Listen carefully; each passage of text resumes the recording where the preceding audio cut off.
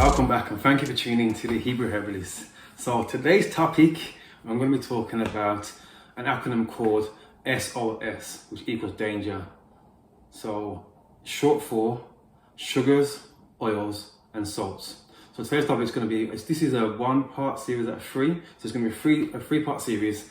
So this one's basically just going to be only focused on sugars. Okay, so just give you a quick scenario. If you was walking down the road and you seen a sign saying danger, and you seen it was like a manhole or pothole there, you wouldn't walk over it, you wouldn't ride your bike over it, and even if you're in a car, you'd kind of swerve out the way, wouldn't you? So if you see danger like that, why don't we do the same when we hear about sugar?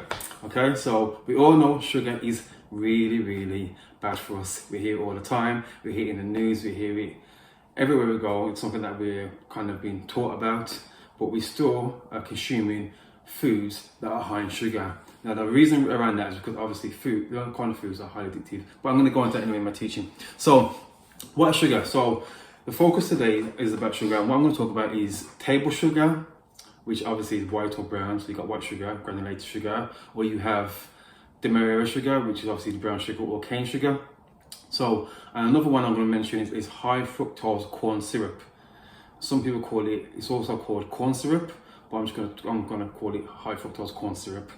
And also wheat and corn. Okay, so if you didn't know, sugar has at least 56 different names or ingredient names that you wouldn't know of, and that's like phenomenal. And also sweeteners have at least 20 names, but I'm not going to go into sweeteners because I'm going to focus on another teaching. Okay, and also processed foods, because processed foods are loaded with chemicals, loaded with sugars, high sugars, fats, salt, and other preservatives as well, to keep it on the shelf life for as long as it can.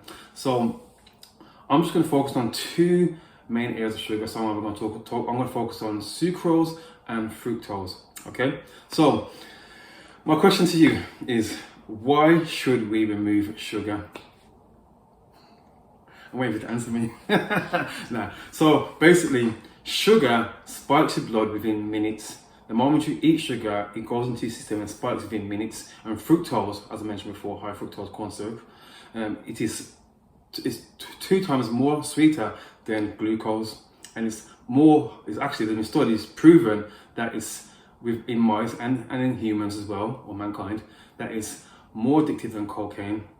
So basically, this is the reason why we need to remove sugar. It's evidence-based of these reasons of what it does to the body, which I'm going to go into. So when you consume sugar on a excessive amount, or even whenever you consume sugar anyway, basically it produces, well, your blood sugar raises up, and your pancreas produces something called insulin to kind of lower it back down. So your blood sugar spikes, and then the pancreas produces insulin and comes down. So the main concept or function of a pancreas is that its role is to digest foods that we eat and break it down, and also is to produce insulin to kind of level out our hormones, or level out our blood sugar levels rising. Okay, so on a side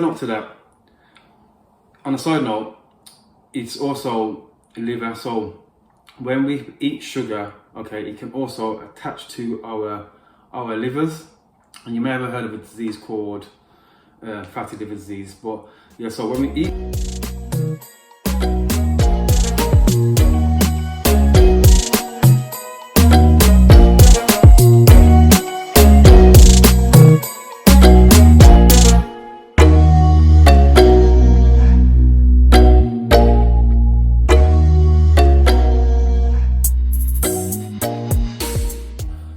when our blood sugar rises, it produces a hormone called insulin, or the pancreas does, and the pancreas sits just behind the stomach.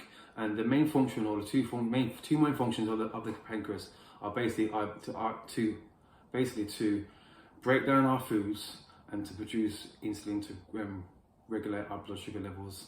So on a side note, the liver, when we consume sugar or fructose, the liver converts that sugar into fat, and then it floats around or swims around the bloodstream, and then the fat clings onto vital organs of our body. So it clings onto the heart, clings onto the stomach, clings onto our arteries, and then it clings onto our liver, and that can then produce something or a condition basically called fatty liver disease. You may have heard of that. And basically, all fatty liver disease is that it's excess fat that's clung onto the liver, and then it produces something called insulin resistance, metabolic syndrome, and following close behind that basically is type 2 diabetes. And what I will say, I don't want to talk too much about diabetes because this is about sugar, but they're so closely linked and related, which you know. So there's a saying that says basically this is what it is: if you're only one meal away from becoming diabetic, and that's really profound, because majority of people are walking around and they're pre-diabetic and they don't realize it, and that's because of the high consumption of foods, not looking after ourselves, not exercising and going for walks and eating the wrong things, and that's the reason why this is contributing to this disease. So you've been given one body, I would say one heart and organs, but you know what I'm on about. You've been given one body, and we need to claim back our health. We need to take back our health and claim back our health. And I understand during these times that we're in lockdown and we don't know how long this is going to go on for, but we're going to, if we continue in lockdown, we need to be disciplined, because what's going to happen is that we're going to eat ourselves to an early grave. And that sounds harsh, but it's reality, because obesity, diabetes, cancers are thriving hard now. Forget coronavirus, yeah? But those things are common to people. And also the foods that we're eating are contributing to our mental illness and health. So one body, one mind, let's eat right. Let's put the right things in our body and to help us. Anyway, so in addition to that, if you look above, in addition, those as well as weight gain, eating sugars, fructose, it contributes to weight gain, arthritis, gout, inflammation, cholesterol, so bad cholesterol, which is obviously LDL, not HDL, high blood pressure, kidney disease, heart disease, obesity, diabetes, and which obviously can relate to cancer. And I'll just touch on it briefly, but I need to say this because I need to drive it home. I really need to, because I don't think we really understand that, yes, our bodies are made and designed to overcome a lot of things, but we weren't designed to be eating these foods that are highly toxic and got lots of chemicals in. We weren't designed for that. That's why you can see we're becoming sick, obese, and diseased due to what we're putting in our bodies, okay? So, in the last 50 years, it says that diabetes has moved from an epidemic to a pandemic. The stats in the UK alone, right here, have shown that in the last 24 years, 1.3 million people that are diabetic have now moved to 3.5 million people. So in 24 years, it's more than doubled. And what's going to happen now, it's predicted, obviously predictions, as they say, predicted that in 2025, that number's going to reach up to 5 million people. And worldwide, it's already 450 million people that's got diagnosed of diabetes. And that's ones that we know about. That's ones that have obviously gone to the doctors and had their tests and know. We're not talking about pre-diabetic or those that have been undiagnosed. So I had to drive it home. I know it's about sugar, but too many people are perishing and they're eating the wrong foods, and they're eating these things, and it's basically causing them to become obese and sick and then have diabetes. So I don't want that for you. I want you to reverse the change. Also on top of that, yeah, obesity and type 2 diabetes are reversible. They can be reversed, but it's down to you, and obviously with the information that you're given, that can change that too, okay? So I have to be harsh sometimes, but it's just, this is me. I'm the Hebrew Herbalist, and I want people to understand that you have to look after your health, okay?